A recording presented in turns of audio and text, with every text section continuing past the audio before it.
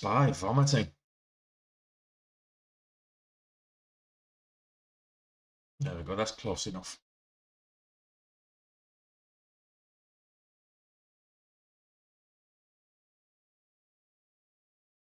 Just get the rest of the YouTube stream sorted out.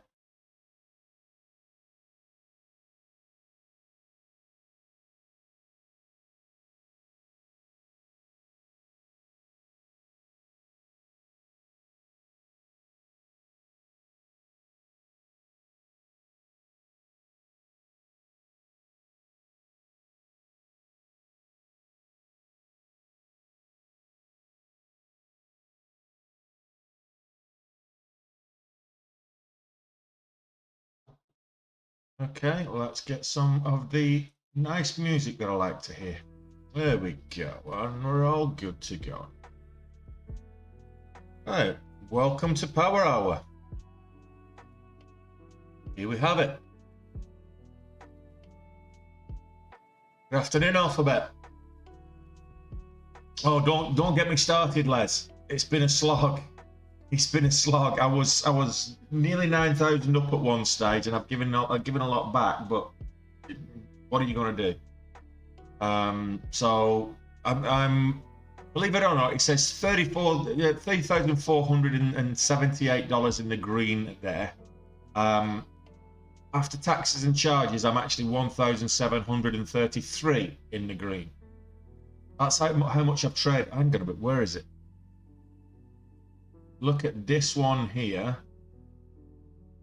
So this has been fun to trade today. Where I managed to get back green was on this move back up. So from kind of lunchtime onwards, this huge move up, I was able to trade this all the way up, which was great. But then I actually went for another one a little bit later for the break of 1150. I've got it in there, and it filled me. So I put a stop order in at 1153 for the break of 1150. I got filled at 1183, and it went on up for over $12, which is fine. But I mean, I missed 30 cents of the move, so I only actually got 40-cent move instead of. I got a 10-cent move instead of a 40-cent move. Who's our Ovi doing? What else is moving? DBVT.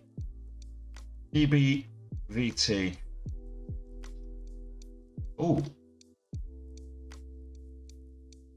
DBV Technologies. Let's have a look at this one. This is the top mover today.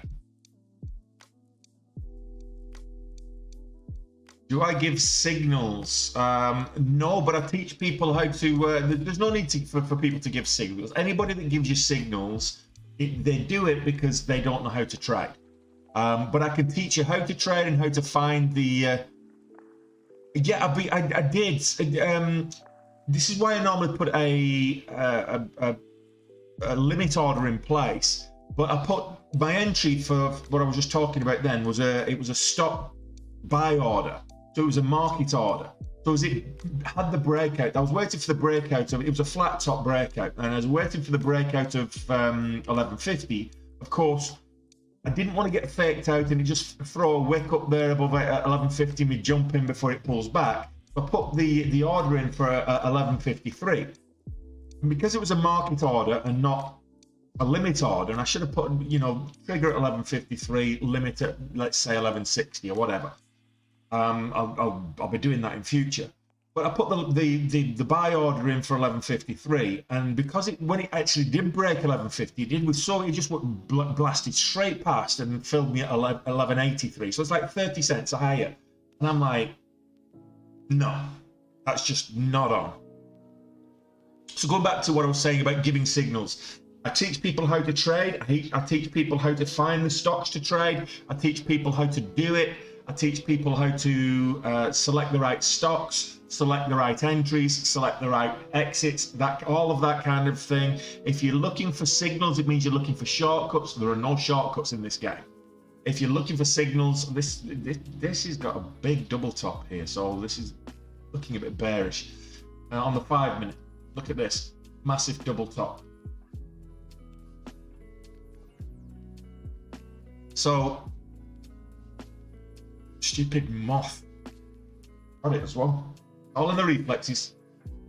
So yeah, I mean, there's quite a bit. The thing is, you're more prone to getting slippage with highly volatile stocks, and if there's spread a rangy spread on it. So today, you know, AERC had quite a big spread on it today. It's 4 cents now, 4 or 5 cents now, but you tend to get more slippage when it's fast-moving stocks that are being, you know, very liquidly traded. Up and handle on the 5 minute on which stock?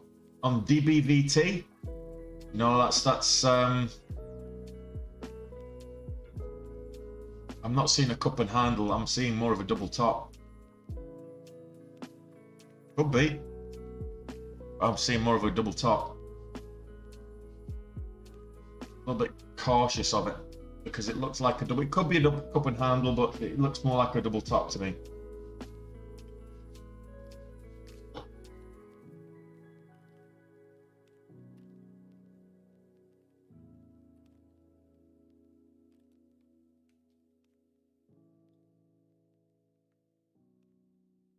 So yeah, I'm getting quite a bit of slippage, but it was just a slog today. I really enjoyed my trading the last 3 days. It was just hard work. It's been hard work today. Yes, it did. So I got, what do I offer on my course? Well, I'll show, if you check the link in the description there, Mighty Stocks, first link in the description, you get the full syllabus there that's listed in that link. You get access to a private Discord that's just for Day Trade with Tony students only. You get private mentorship from myself and coaching directly from myself as part of that course. Yeah, it's mentorship, coaching, education. I'm in the Discord. I'm calling it what patterns I'm seeing. I'm not giving signals. I don't give signals. But I'm calling out the patterns that I see. But I teach you how to find the exits and entries on those patterns as well. So we're now getting a lot of people in the Discord calling out the patterns that they're seeing. So if I'm watching a stock and someone else is watching a different stock, of course, it helps if they're calling out the patterns. We can all jump on and say, oh yeah, look, there it is. There's a cup and handle. There's a inverted head and shoulders. There's a flat top ready for a breakout. So I think the last call out I did today would have been, yeah. So I called out the ascending wedge on AERC at 6:13 p.m. I'll show you the ascending wedge. That I called it out, and we actually got the breakout. So this was the ascending wedge. Getting the ascending wedge, I got in there, got stopped out on that one on the mixed up. We've got this ascending wedge with a flat top at 1150.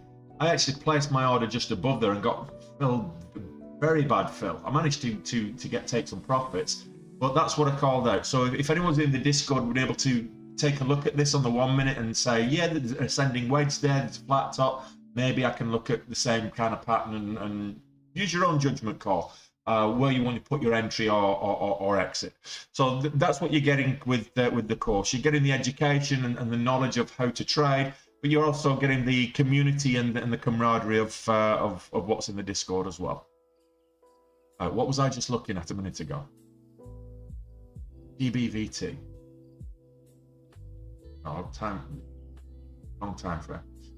Let's zoom in again. There we go. So yeah.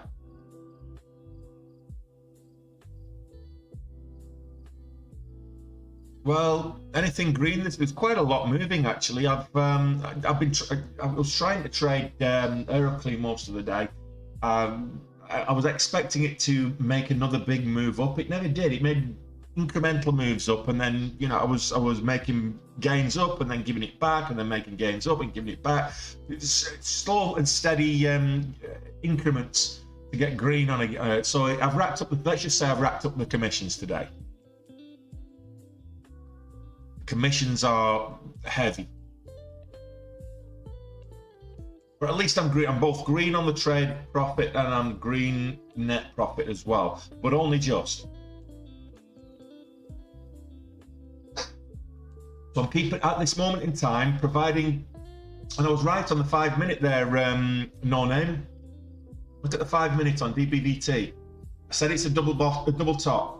So we've got this one here. It went up, and I said I don't like this. It looks like a double top to me, and it's pulling back down. So it was a double top. I was right, and it's not shortable from as far as well. I don't know whether it's just difficult to borrow, and there's no shares have to pay relocate fees and stuff. But it's not shortable with CMEG as far as I can see. So this probably will drop back down. Like, what else is moving? Why was it moving, actually? That's a good question.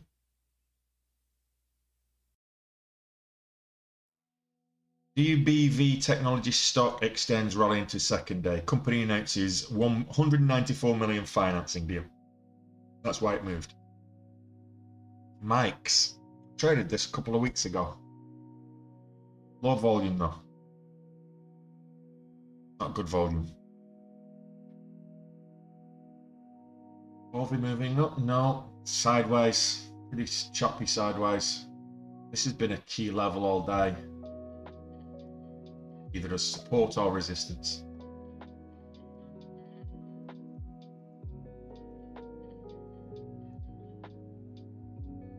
Yeah, so there's quite a few moving stocks. View moved well. It's not moving now, but it was a really good move, and I didn't see it. I missed it, but this moved really well. If you look at it on the 5 minute, you can see more of the. Look at it on 15. You can see more of the move.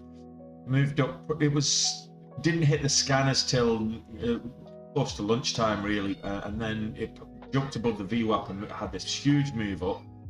Kind of still up at the moment. Smaller price stock. The tops, with the exception of Aeroclean, which was a top mover, not one of the top movers now. It's pulled back a bit. With the exception of Aeroclean, all the top movers were sub $3. So Altimmune. Oh wow, that's not coming back, that one. What's going on with that one? Have a quick look at the catalyst. It's like that.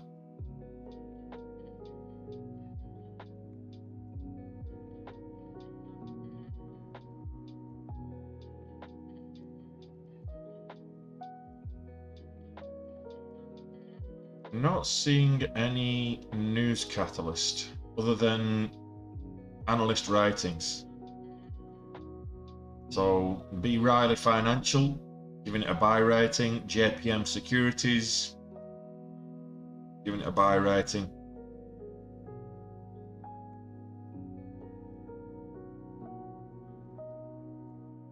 Okay, breaking highs. And huge relative volume, 5x. 5 times relative volume. Interesting. That'd be worth.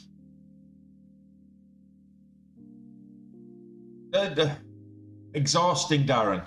We're green at least. It took me out, but again, it was trading Aeroclean. So Aeroclean moved up. We had one move up that was on the 5 minute. You can see it. I'll go back to Aeroclean now. So you can see this move up. This is where we traded, and we got green on this move up here. See it on the 2 minute bit easier. Where am I? This move for the break from kind of 9.20 where I got in here, at just over $9 at the bottom, and then the move all the way up. So I was able to ride that all the way up, and it got me green on the day. I'm just kind of thinking it should have been so much better up here. It should have been 20k up today, but unfortunately, that happens. You get overconfident. You have some 4 really good days in a row. You get overconfident. What was I just looking at? View. Was it view? No, it wasn't view. It was alt. Long time frame. 1 minute.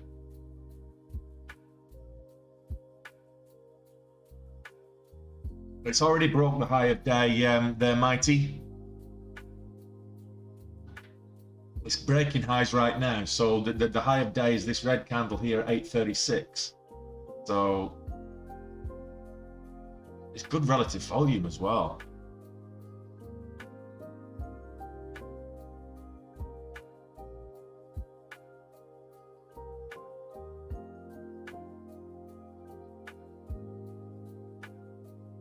I'm not seeing a specific, other than analyst, good analyst ratings and what have you today.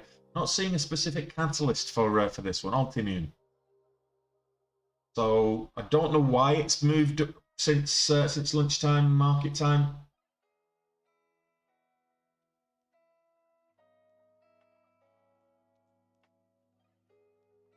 The reason that normally I would have just closed down and probably not come back the way I was feeling, but I was just feeling confident after the last, well, not just the last 3 days, but the last couple of weeks. Consistent green days, consecutive green days. There's the devil horns on the 2 minute. If I look at the 2 minute, you can see there's the devil horns. That's a reversal indicator.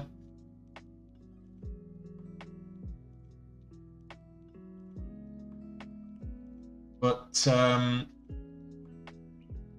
I was adamant I'm not going to finish today red after 3 real, I'm not saying 3 good days, I'm talking 3 really good days in a row. There's no way I'm going to have a red day today. I was just adamant. So I've racked up the commissions to get green.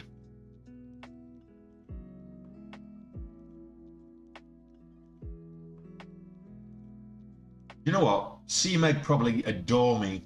They must love me, the amount of commissions they make off me across the course of a year.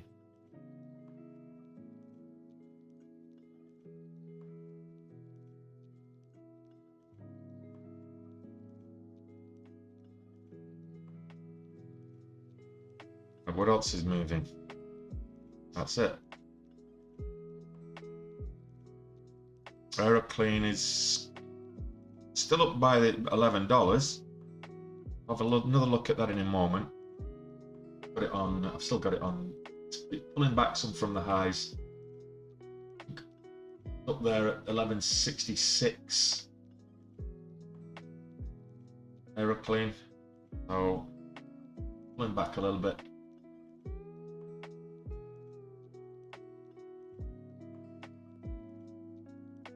What else? In terms of volume, those are the top movers. Most of the top movers today are under $3. So alt, which is what I'm looking at now, is only moving in the last couple of hours, and Aeroclean with the exceptions. GLSI low volume, EMWP low volume, SJ or Science Joy again low volume. So of the top, I would say top 10, there's only really ALT and AERC that are above $3 that have really had the momentum and the volume and the volatility today.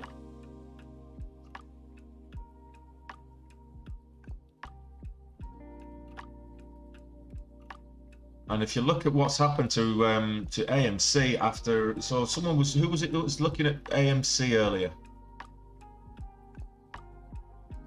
Looking for AMC. Oh yeah, Matt. So yeah, where did I get into AMC? Let's go back. So it was an inverse. I think it was inverse head and shoulders I saw on AMC. But I got it. Yeah. No, it was a cup and handle. Yeah, I think it was inverse head and shoulders. It was either inverse head and shoulders or cup and handle. Can't remember at the time. And with this flat top here at 330, which is why I put that line on there. And we got in there. So I entered. I put my enter at 1333 and got in and just exited right up at pretty much the goal, which was 1350. That was a really good trade.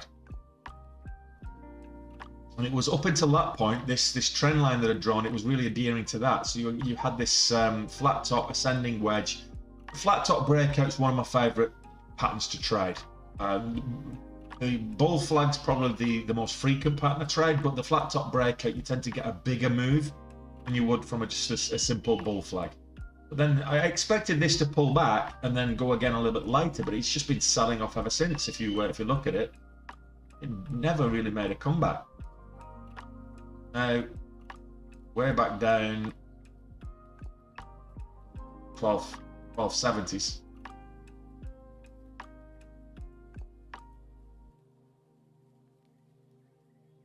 So 1270 now. Supposed to up at 1350. Which one had the devil horns? That was alt.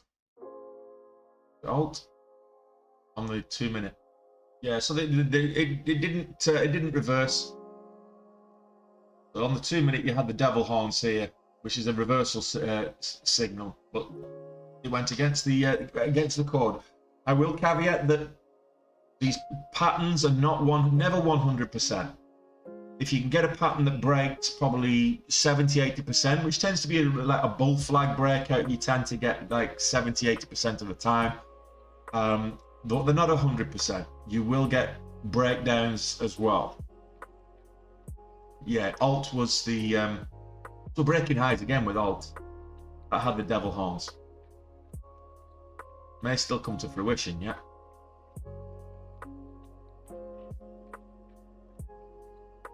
There you go.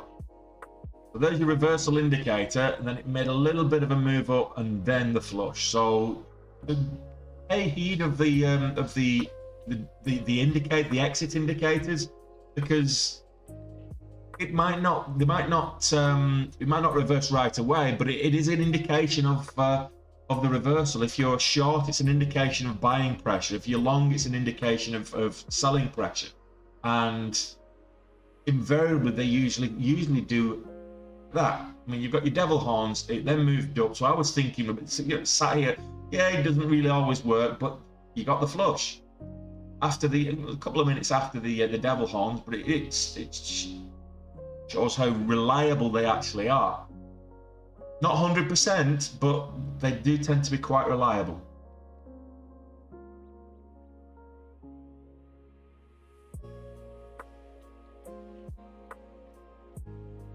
That was on the 2 minute time frame. So you can't see it as clear on the 1 minute. So it's why I always have multiple time frames. When I first started streaming, I had some numpty came on the stream and said, "Oh, you think you're clever? You've got all those different charts open." And this is why, because you see different patterns on different time frames, and you see different indicators on different time frames. And if you can, factor all that in, you're looking for entries on exits on the lowest time frame, which is the 1 minute. I know there is some software that will let you go as low as 10 seconds, and I just think that's a bit too choppy. Personally, I think it's a bit too choppy. A lot of people find the 1 minute time frame, but if you are starting out trading, you're finding that the 1 minute is a bit too volatile, it's a bit too choppy to actually, trade effectively. Move up, work to a higher time frame. You might not get the bigger range moves, but you'll get more reliable moves. The higher the time frame, the more reliable the patterns tend to be.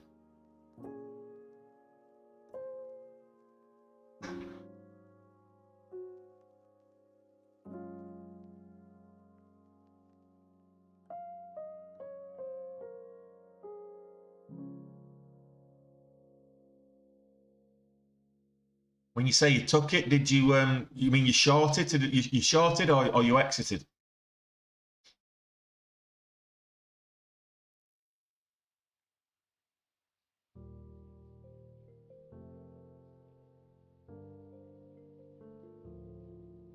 I'll just, why not? I will show you this. I'll show you this one, Mighty. So I'll pull this across. This is my link tree. Now, this is my link tree.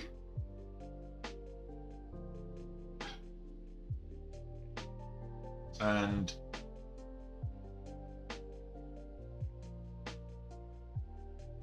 this is my link tree. If you look at this one, IT, you were asking what's on the course. Just going into a bit more. So if you go into the description on the live or any of my videos, the first link is essentially it's the same links in the link tree as you get in the description there. So the first link brings you to this course, the Day Trade with Tony course. Here's the full syllabus that you get with it. This is what you get with the syllabus. You get an introduction to trading. You can actually watch this lesson is available free on YouTube. You can watch the first lesson free on YouTube, but that's not going to allow you that access to the rest or anything like that, but give you a taste of what we're talking about here. Next lesson on risk management. Then people are talking about how do you find stocks to trade, how do you know when they're going to move, how do you know, etc. There's a whole section on stock selection, which is part of it. Okay. Then setting up your charts, what you're looking for, understanding charts, technical analysis, that kind of stuff. Understanding your triggers and windows, your entry and exits, that kind of thing. Then I start looking at intraday chart patterns. I've got a whole book in the reading section there, an encyclopedia of technical analysis chart patterns as well, which is included as part of the course. Then intraday trading strategies. So the strategies that you'll see me using I'm expanding my horizon. I'm always looking to learn. I'm always trying to find new strategies, and I'll try new strategies in the simulator before I'll try them on my live account. But the core strategies that I use to be consistently profitable day after day, week after week, I teach these. And then stock scanning. There's a whole talk about Benzinga. I'll come to that in a second. I use Benzinga for pretty much everything to find stocks. And there's a tutorial how I set up my scanners in Benzinga. I would encourage anybody to just play around with it. There's a whole bunch of different scanners and alerts and signals in Benzinga that you can set up for your particular style of trading.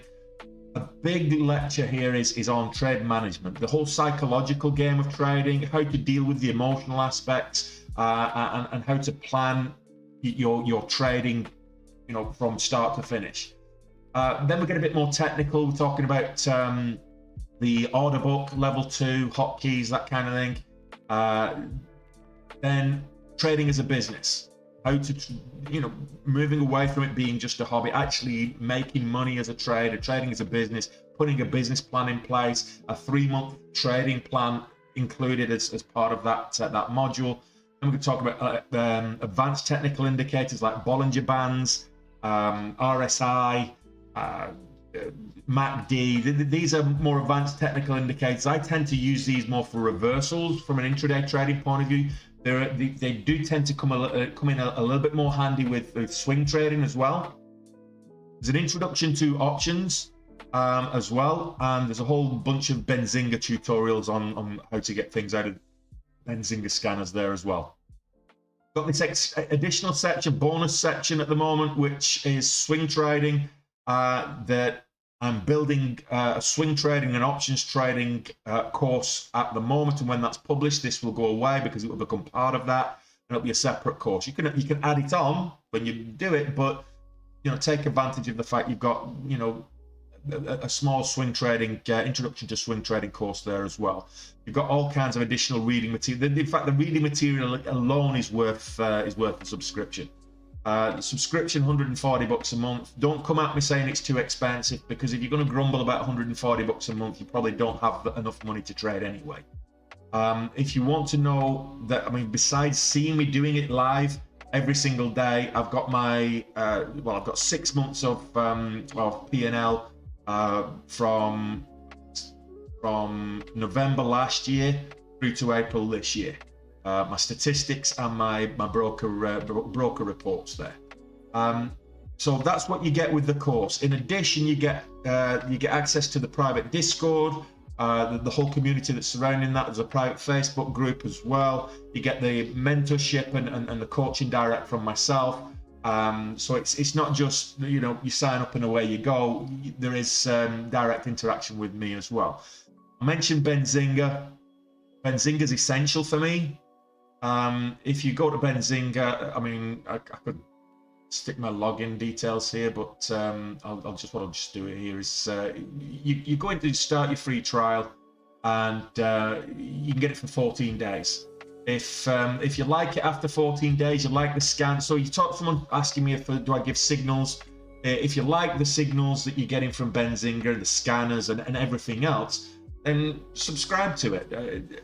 But before you do, remember that you can get a big discount using this code. It's a massive discount because it's about $177 a month. You can subscribe quarterly or annually, and you get a discount for, you know, subscribing into a longer time frame. But if you use this discount code, you get 35% off, regardless whether it's a monthly subscription, a quarterly, or an annual subscription with Benzinga. Don't worry about that. Only if you like Benzinga and you decide that you want to go ahead and subscribe to it, use that discount code. TraderView is my journal for trading. I keep all of my stats and my analytics in TraderView. Chart analysis, TradingView, not to be confused. It's a charting platform. It's a free charting platform, or a freemium charting platform. The main functionality is all free, so check it out for free. And people ask me what trading platform I'm using, and it's Dash Trader Pro. So that's this link here. So I think that pretty much wraps up all of that. But essentially, that was my quick answer to, you know, what do we get on the course. I hope that answers the questions for you, Mighty. A bit more in depth. So there you go. There's the double top that I was talking about selling off. So the devil horns that became a double top that sold off. So yeah, it's always an indicator of a pending reversal. Like I say, it doesn't always happen, but it's fairly reliable. Just be careful. If ever you see that, if ever you're moving up and you get those devil horns at the top of a move, time to I don't say exit your whole position just in case it doesn't reverse, but I would say take some profit, take a piece off, really take a good, you know, definitely take a piece off, at least half, because the likelihood is it's going to reverse, and sometimes they can reverse really, really quickly.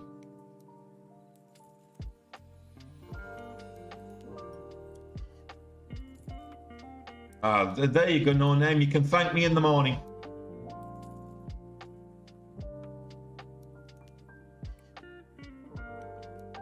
It's not crypto. This is stocks, and this is the stock market. It's stocks and shares, equities.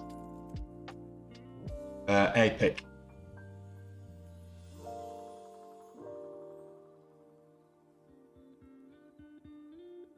And what did you do today, Phil?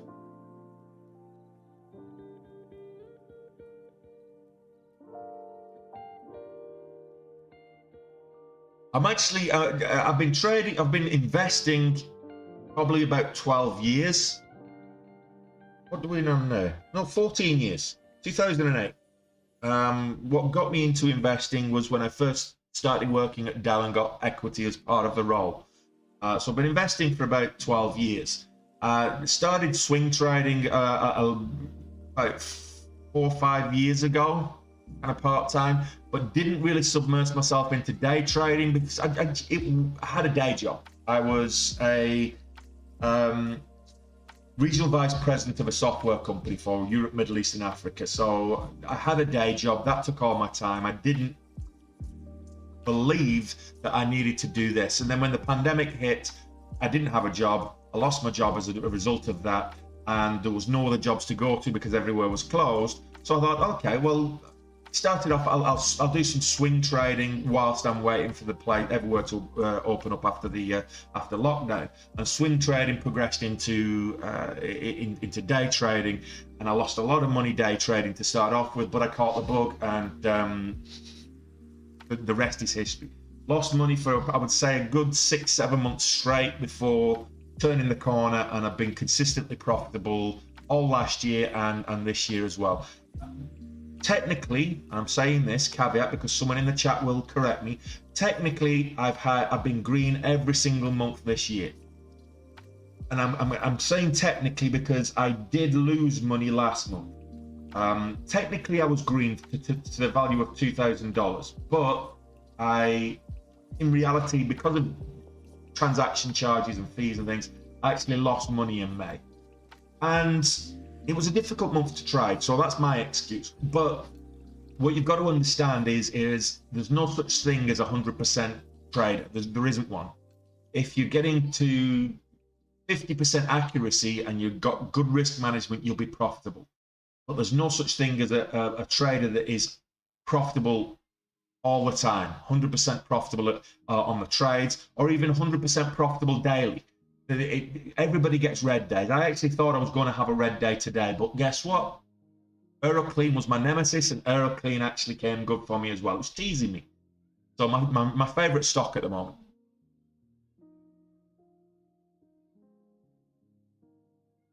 I would say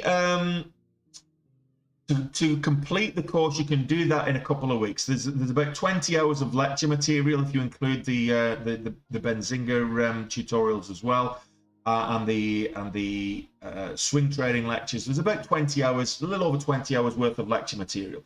However, that being said, what I would recommend is you don't try and rush it.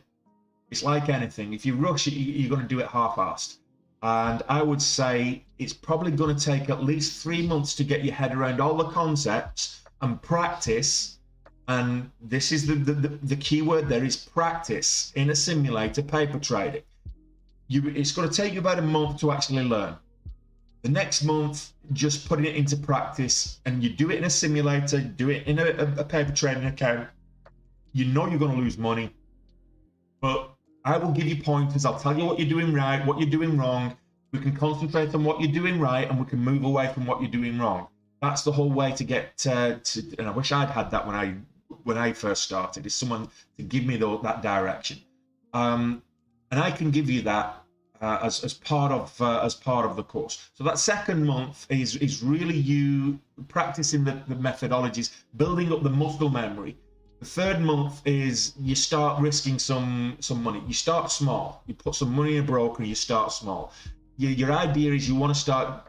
Forget fees and transactions, commissions. You want to get, the trade profitability first. You want to make small gains. So if you let's say you make $20 a day consistently for 4 days, and then you have a red day and you lose $20. So over a course of a week, you make $80 because you're starting small.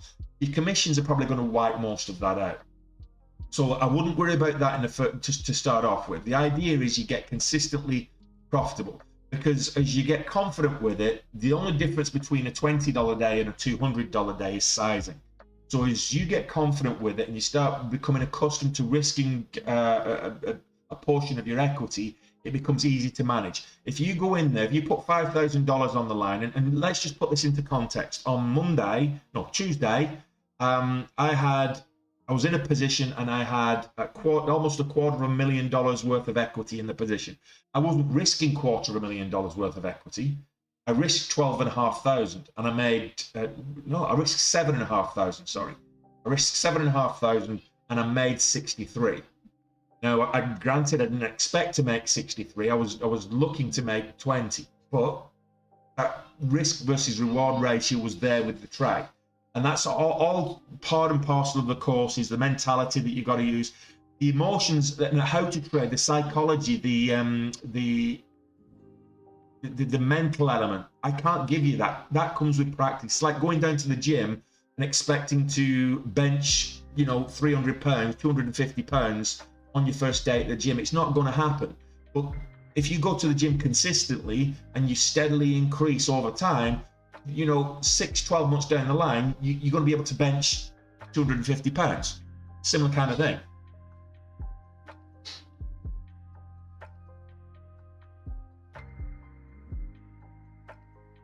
Yeah, so for me, because I like trading pre-market hours as well, so I've got used to using a mental stop, which I use a lot of the time. I do use trailing. So if you go back to the last couple of days trading that I've done, I've been using stops. I've been using stops because I'm dealing with big size with hugely volatile stocks. I don't want to get a flush and blow up my account. So I have been using stops. I've been setting stops and I've been setting trailing stops as well. So I have been, stops are, I find stops are essential, but it's more important. It's not so much whether you set a physical stop, and I do recommend setting a physical stop. If you, depending on the platform that you're using, it can be really easy or it can be a little bit more complicated. You can move it in the chart in some platforms like I do with DAS, or you might have to cancel and reset or whatever it may be, depending on the platform you use. But I would recommend anybody to use a physical stop until you become really a competent trader. Once you're a competent trader, and you know, if you start trading out of hours trading, stops don't work out of hours because they're reliant on market orders. And market orders don't work when the market isn't open, when the market's closed.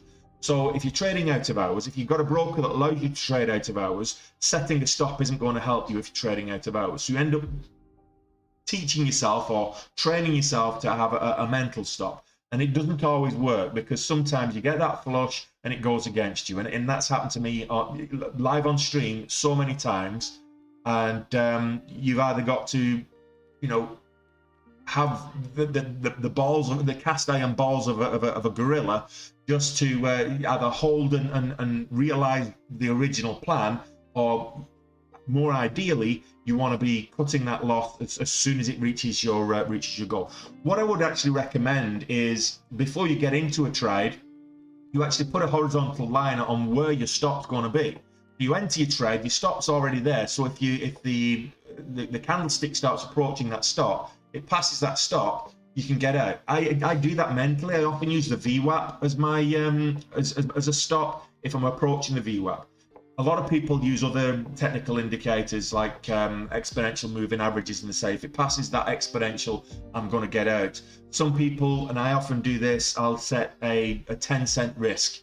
So if I enter a position at 770 where alt is right now, I'll enter the position at 770. My risk, if it breaks below 760, I'm out.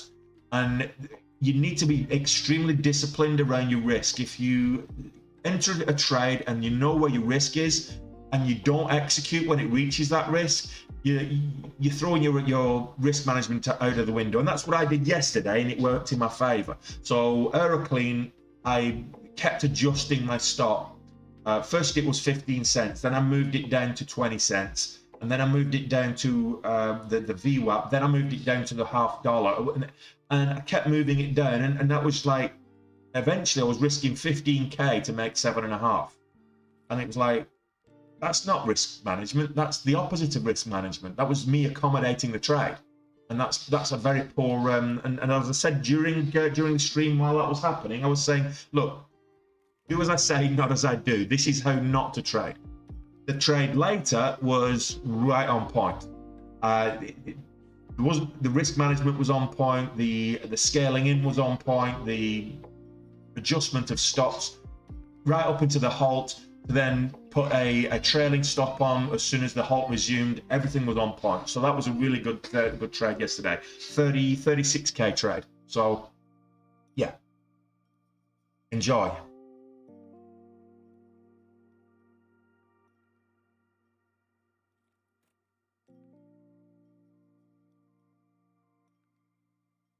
Sorry to hear that, Alistair. I hope you had a stop in place. AERC, you know, Aeroclean's not been as reliable today. I'll be honest. It was awful to me this morning, and then it came good for me. And I've not traded it in Power Hour yet. I'll take a look. Well, I'm not taking a look because it's just tanked. I'm looking at it right now. Down at 940s, it's about to go red on the day. Oh, there's a head and shoulders. Did you not see the head and shoulders?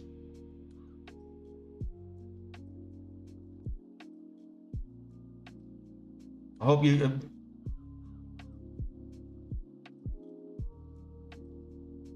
That's horrible. And you know what? That's happened to me as well, Alistair. So, what was the slippage? What was the damage? Is that were you profitable before that? Is this going to be your first red day this week? Did it blow away your profits? Are you still green on the week? I suppose that's the question I really need to ask you, Alistair. Are you still green on the week? Because you can always have a bad red day and you know, forget about it, put it behind you. If you're green on the week, it's easy to digest. It's much easier to digest. So let me know if let me know that you're where you still stand on the week after that. And another thing is, if you're risking, if you're getting if you're in a position and your heart's racing, you're getting palpitations, the adrenaline's pumping, chances are you're trading too big.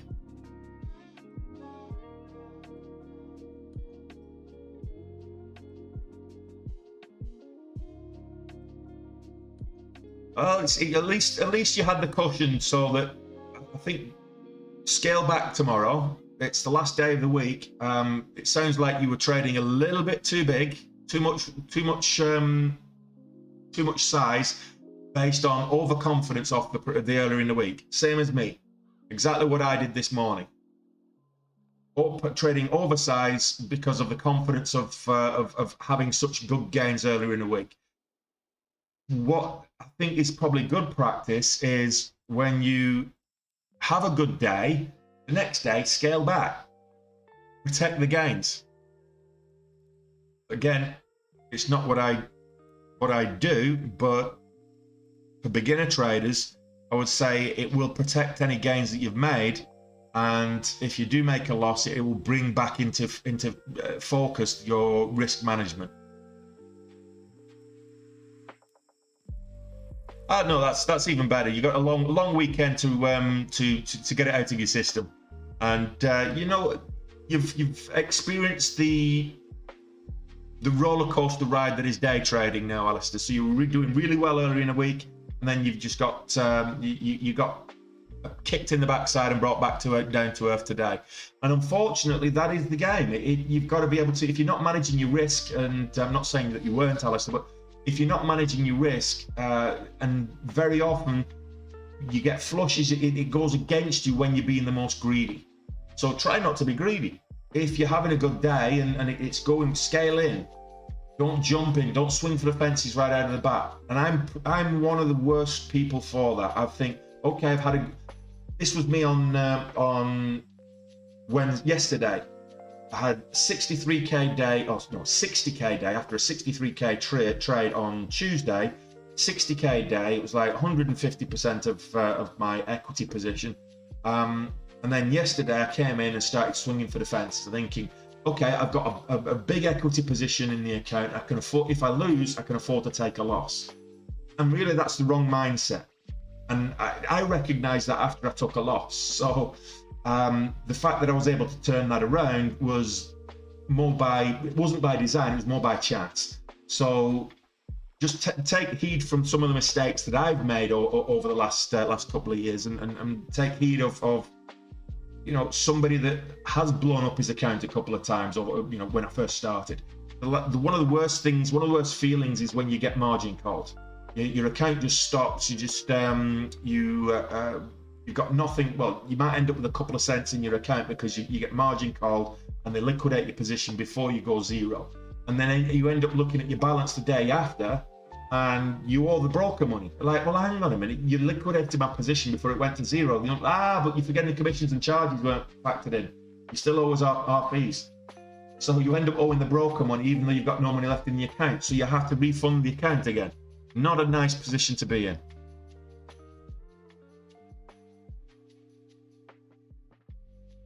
Absolutely, Alistair. And that's the only way you're going to learn. As much as I can teach you the methodologies and as much as I can teach you what I know, you've got to make your own mistakes, which is why I say do it in a simulator if you can to start off with. If you're making your own mistakes, you will learn a lot easier than me telling you this is what's going to happen. And yeah, getting cocky, as long as you've got the methodologies, you've got the mentality, and you know what you're doing wrong, you can correct it.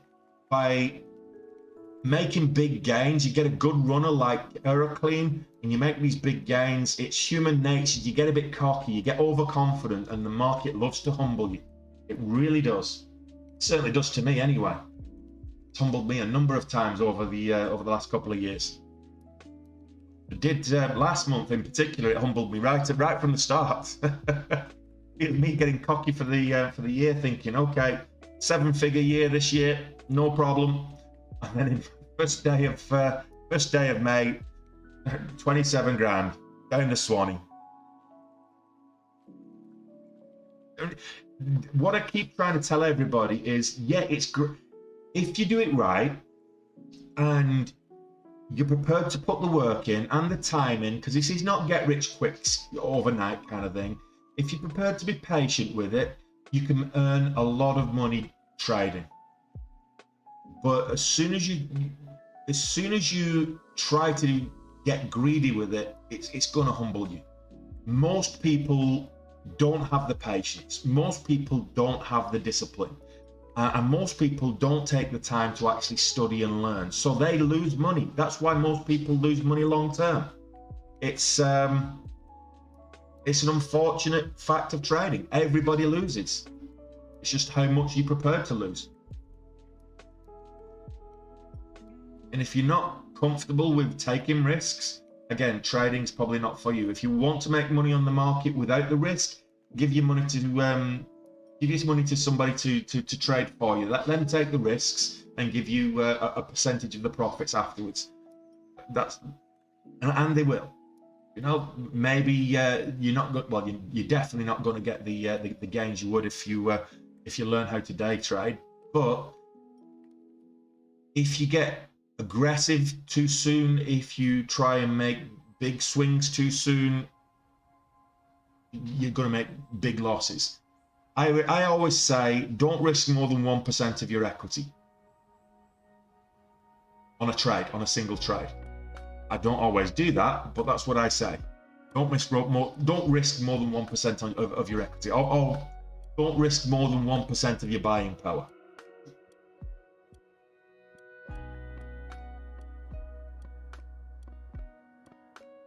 If you've got, let's just say you're with a broker gives you four times leverage.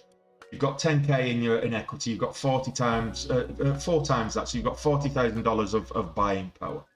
What I would say is don't risk more than 1% on a single trade. So you shouldn't be risking more than $400 on a single trade if you've got a 10k account. If you've got a 30k account, then don't risk more than $1,200. With a 4 times leverage position. That's what I would recommend, at least anyway. Other people would say, you know, that's a bit more too aggressive, but I am an aggressive trader. You watch me trading. With me, sometimes it's all or nothing, and the swings for me can be huge. In fact, let me just pull that up so that you can actually see it. Where's my trader view? Reports.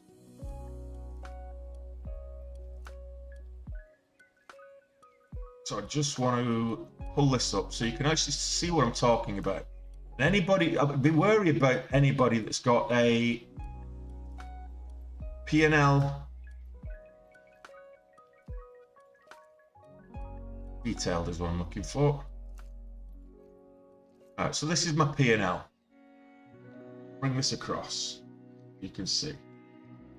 So this is my P&L graph right here. A cumulative P&L. This is for this year, okay? So since the start of the year. Of course, had a good January, then some good wins, and then, you know, it was going great up until I got this first really big drawdown. Now this up and down motion of my P&L, that's normal for any trader. You're going to get ups and downs. As long as it's moving up in the long run, then you're consistently profitable. These swings up and down, for me, because I am quite aggressive, my down swings can be extremely big. My ups tend to be quite gradual and consistent, but then I get these big down swings because I end up being too aggressive at the wrong time. And it's just something that I have to work on in my own personality. You get this huge down losses. But I'm now, after today, 12 green days in a row, and I would say that I'm due a big loss, because that's what happens with me. I have consistent green days, and I rack up the profits consistently, and then I'll get cocky and overconfident, and I'll have a big loss. I'll have like a 15, 20, 25k loss. That's what happens to me, and that's something I need to get away from. And when I get away from that, and it's just an emotional thing for me and a mental thing for me, when I get away from that, I will, I wouldn't say making more, but I'll be keeping more of my gains. It won't change how much I make, but it'll just reduce how much I lose. Sure. Anybody that has a straight up P&L, be wary of it.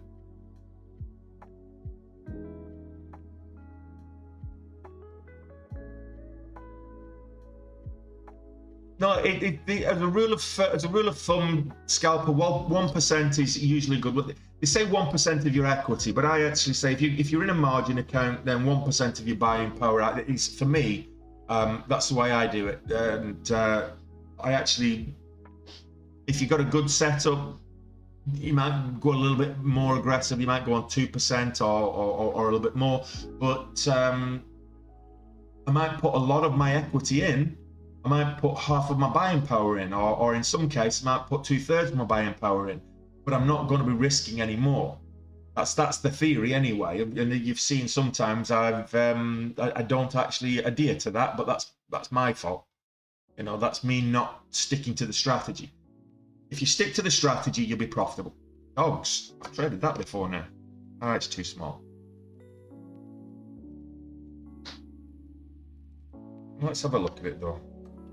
Might be just a nice little quick trade to get in for the close. Oh, there isn't time before a close. I've been doing too much talking. Way too much talking. We've got 3 minutes to the close. I didn't realise that hour went really quick. AMC looking at bouncing on the bottom as well.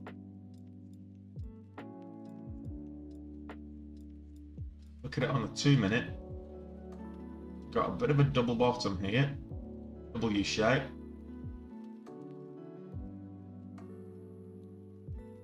That's probably there you go. There's your W shape. So this might move up into the close. I'm probably going to run out of time, so I'm not taking a trade on that. But look, tomorrow's another day. Need a good end to the week.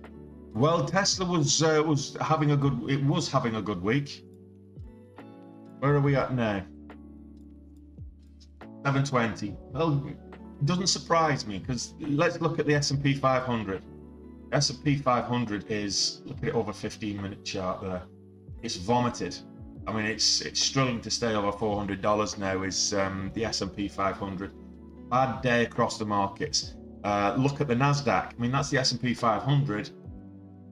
Same pattern, but even further. It's down below 300 now. So bad day in the markets. Bloody ECB. So this is someone asked me this morning, how will the markets react to the ECB hiking interest rates? Well, that's how they've reacted. They didn't like it, so the markets vomited. It took a while to actually do it, but they've vomited this afternoon. Red across the board.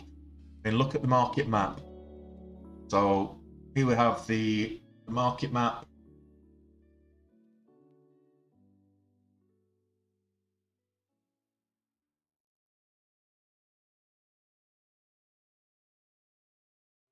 So pretty much red everywhere. There's very little green on the map at all. Yeah, Microsoft down, Apple's down, Amazon's down big. Nvidia's down. Tesla, it's not even down that much. Tesla. Funnily enough, Meta kind of break even on the day. What else? UPS down. Utilities down. I'm surprised about the utilities in the energy sector, because with the gas prices going through the roof in Europe as a result of that fire in the US on the gas plant, LPG fire. I was expecting energy to have a bit of a rally today, but no, red everywhere. That's the market map. Absolutely vomiting everywhere. But that means we could have a bounce tomorrow. Hopefully we'll have a reaction to it and a bit of a bounce tomorrow. A bit of a bear market rally, as it were.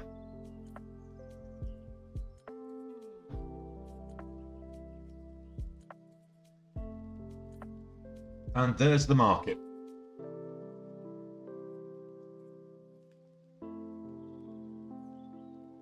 The VIX, currently now the VIX is 26. It's on the money 26. So markets was, yeah. The markets were difficult today. I made money on AMC. So I think it was you were calling it, and I thought, okay, why am I calling it to you to get into AMC and where to put your money where your mouth is, Tony. And I called the breakout and got in and took the profits at I think it was 13.50 as well. So I made money on AMC. Finally got green on Aeroclean. However, that being said, it's, I can't think, yeah, so over two grand in, oh, nearly 2 grand, just shy of 2 grand in transaction fees.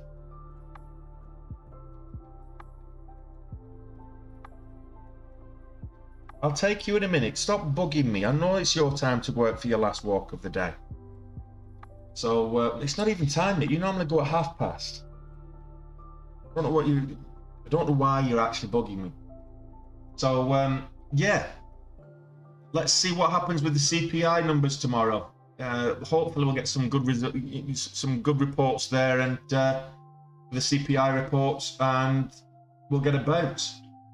We need something to counteract the bad news today, because the market's just vomiting, and it's difficult to get sustained upward moves across any stock when the markets are vomiting with such vitriol. Anyway, guys, we're finished. A green day, regardless of how small. Enjoy your long weekends, those of you that are taking them, and I will be here 90 minutes before the market opens, 1 p.m. my time, even your time, or depending on if you're across the pond, it could be 8 a.m., which is market time. I'll see you then for the market open tomorrow. In the meantime, enjoy the rest of your evening. Thanks later, guys. Thanks a lot.